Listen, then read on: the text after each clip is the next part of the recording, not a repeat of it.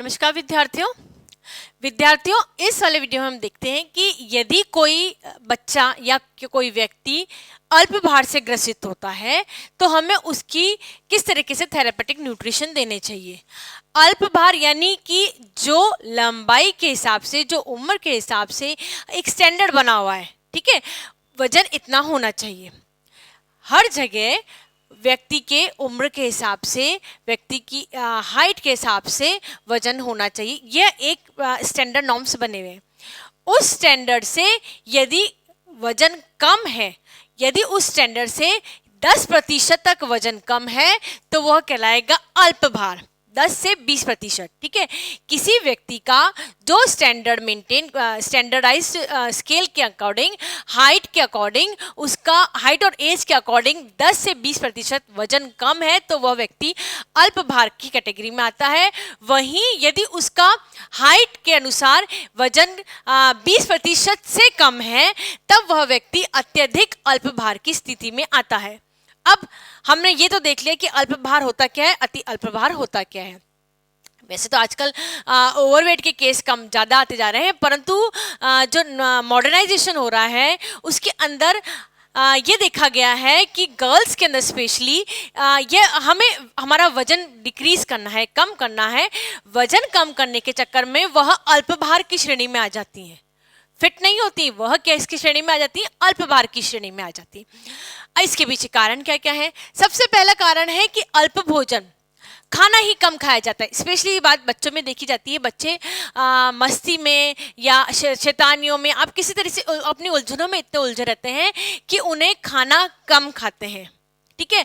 बड़ों की जब हम बात करते हैं तो बजट के कारण से, फूड बजट के कारण से या किसी अन्य कारण से वह खाना इंटेक जो होता है फूड का, वो फूड का इंटेक कम होता है। जितना होना चाहिए, जितना नॉर्म्स के अकॉर्डिंग होना चाहिए, सुबह का नाश्ता, दोपहर का लंच, दिन का ब्रेकफास्ट कुछ, और फिर रात का खाना, ये हमें 4-5 मील हमारे में दैनिक दिनचर्या में इंक्लूड होनी चाहिए। परंतु किसी भी कारण से भोजन की मात्रा का जो इंटेक होता है, भोजन जितना ग्रहण कर देना चाहिए उतना ग्रहण नहीं होता है। यह एक कारण होता है अल्पभार का। नेक्स्ट होता है खाने की आदतें। खाने की आदतों में बहुत सारी आदतें जो हमारी होती हैं, नई जनरेशन्स की हो रही हैं, वो आदतें ही खराब हो रही हैं।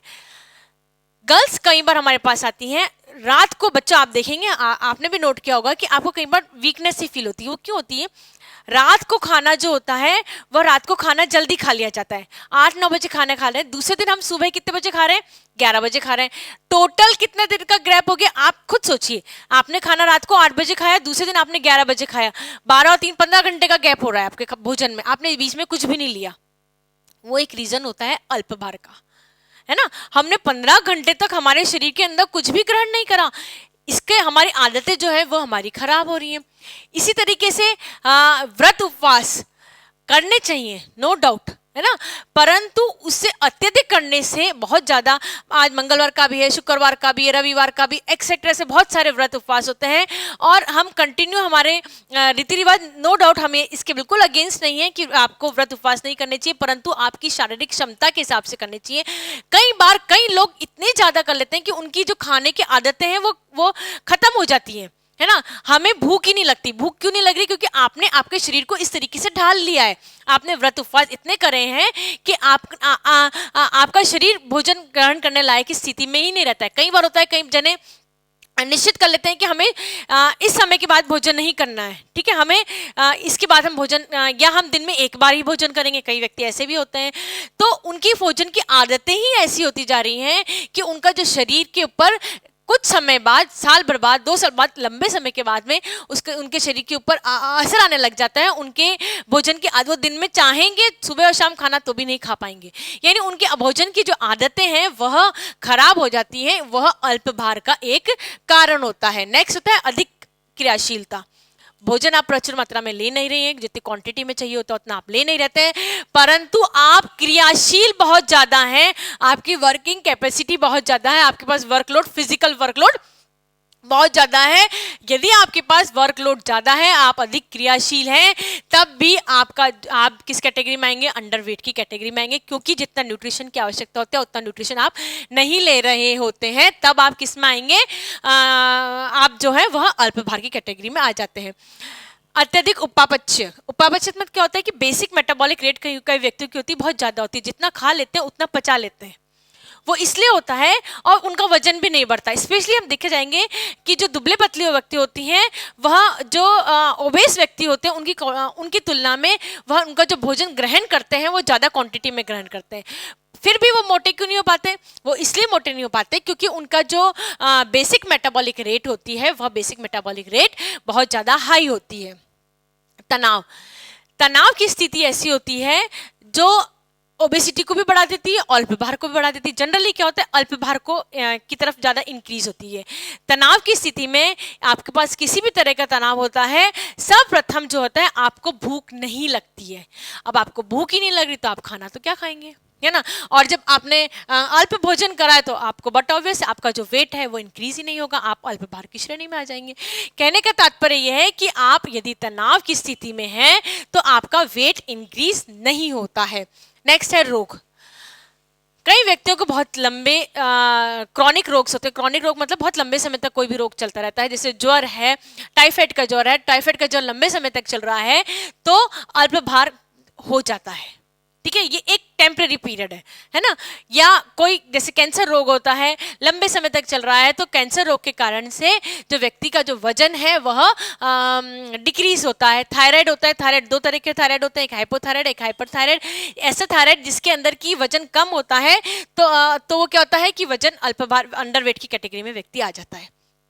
पाचन संस्थान के रोग, कई बार कई व्यक्तियों में पाचन संस्थान के बहुत सारे रोग होते हैं, यानी बार बार डायरिया का होना, उनका पाचन संस्थान इतना मजबूत नहीं होता, या कब्ज का होना, है ना। तो उनका पाचन संस्थान इतना मजबूत नहीं होता है कि वो भोजन को पचाने की पूर्णतः पचाने की हिम्मत रखे, शक्ति रखे। अब भोजन पूर्णतः पच नहीं रहा होता है तो अल्प भार या अंडरवेट की स्थिति आ जाती है। फिर हम बात करते हैं थायराइड ग्रंथि की अवस्था। थायराइड ग्रंथि जो होती है वह हमारे शरीर की ऐसी ग्रंथि है जो हमारी सभी क्रियाओं को स्टिमुलेट करती है, शरीर क्रियाओं को एक्टिवेट करती है, सारी ग्रंथियों को कंट्रोल में करती है। तो यदि वह ग्रंथि बहुत ज़्यादा एक्टिवेट हो रही होती है उस स्थिति में भी अंडरवेट की कंडीशन आ जाती है। अब अंडरवेट हो रहा है तो उसके कुछ ना कुछ लक्षण दिखेंगे। सबसे पहला लक्षण ये होगा कि काम में मन नहीं लगना। कोई भी काम करने जाएं, बच्चों को यदि पढ़ने के लिए कहा जाएगा उनका पढ़ने में मन लग जाएगा, पढ़ने में मन नहीं लगेगा। व्यक्ति को यदि ऑफिस में काम करने का होगा तो उसको ऑफिस में कार्य करने में मन नहीं लगता है ना। कोई भी कार्य हो, चाहे फिजिकल कार्य हो चाहे मेंटल कार्य हो, किसी भी कार्य में मन का नहीं लगना। और जब मन नहीं लगता है तो जो कार्य क्षमता होती है वो डिक्रीज हो जाती है और उसका इफेक्ट दिखने लग जाता है। जैसे कि बच्चों में दिखाई देता है कि उसके जो मार्क्स हैं वह डिक्रीज होने लग जाते हैं। क्यों? क्योंकि उसका स्टडी में मन ही नहीं लग रहा है। स्टडी में मन क्यों नहीं लगता है? क्योंकि वह अंडरवेट होते हैं और अंडरवेट होने से उसको पूरी तरह जो भोजन को जो शरीर को पोषक तत्व की आवश्यकता होती है वह पोषक तत्व नहीं मिल पाते हैं। चूंकि पोषक तत्व नहीं मिल पाते हैं इसलिए बच्चे में काम में मन नहीं लगता और मार्क्स कम आ जाते हैं। जब आप पूरी तरह से पोषक तत्व नहीं ले रहे होते हैं, है ना, आप अंडरवेट होते हैं, पूरी तरह से पोषक तत्व अपने शरीर में ग्रहण नहीं कर पाते हैं, तब निश्चित तौर पे आपको कहीं ना कहीं थोड़ा सा फिजिकल एक्टिविटी करते हुए आपको थकावट सी महसूस होने लग जाती है। व्यक्ति जो होता है, जो जिसका अल्प भार होता है, वह कुछ हल्का सा कार्य करते ही उसमें वो थक जाता है ना। जब थकावट होती है तो जो स्फूर्ति दिखाई देती है अंडरवेट के कारण, वो स्फूर्ति नहीं रहती है। जितना तेजी से व्यक्ति को कार्य करना चाहिए वह उतना तेजी से कार्य नहीं करता है, क्योंकि उसमें पूर्णतः पोषक तत्व ही नहीं है। शरीर में अल्प भार की कंडीशन के कारण निश्चित तौर पे होता है कि उसके अंदर पूर्णतः पोषक तत्वों का अभाव होता है ना। जब पोषक तत्व पूरे नहीं होते हैं तो कार्य करने की क्षमता अपने आप क्षीण हो जाती है और जो स्फूर्ति होती है शरीर के अंदर वह स्फूर्ति उतनी नहीं रह पाती है। हम जब बच्चों की बात करते हैं तो बच्चों में तो क्या होता है, बच्चों ग्रोथ होती है ना। शिशु अवस्था से किशोरावस्था ग्रोथ होती है, ग्रोथ का पीरियड होता है ना। अब ग्रोथ का पीरियड होता है और पूरी तरह से न्यूट्रिशन नहीं मिल पाते हैं, बच्चा अंडरवेट होता है, तो जो उसकी जो वृद्धि होती है वह वृद्धि रुक जाती है।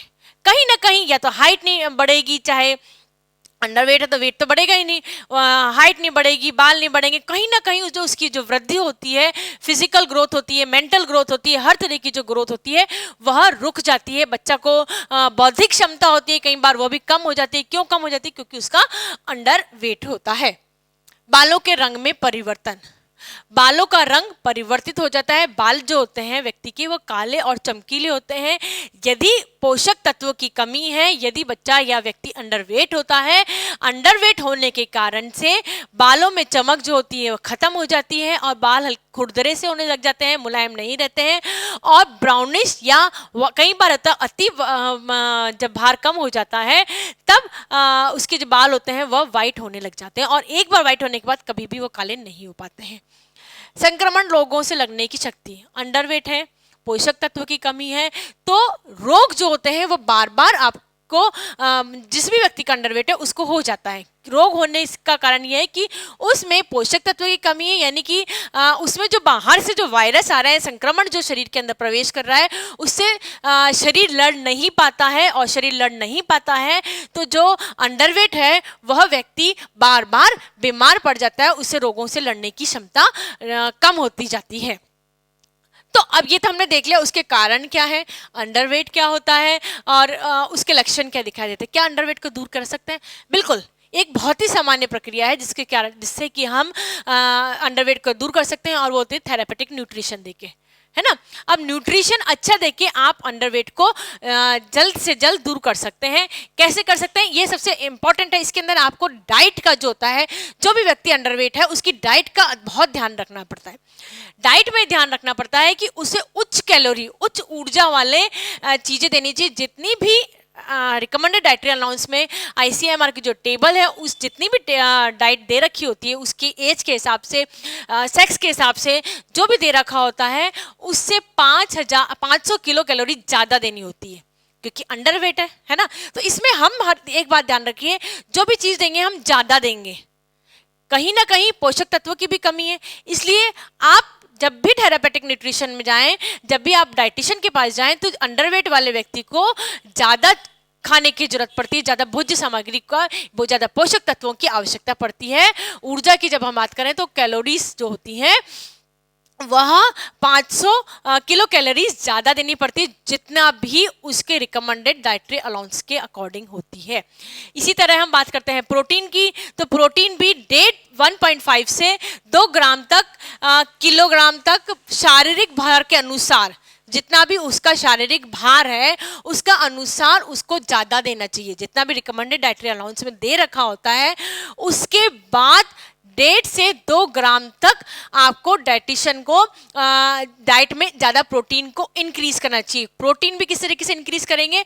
प्रोटीन जो उच्च कैलोरी वाला होता है, सोयाबीन है, क्योंकि क्या होता है बच्चों, जब भी हम अंडरवेट की बात करते हैं तो मरासमस और क्वशिकर जो रोग होता है वह जल्दी से बच्चों में हो जाता है ना, क्योंकि यही रोग है जो प्रोटीन की कमी से होता है।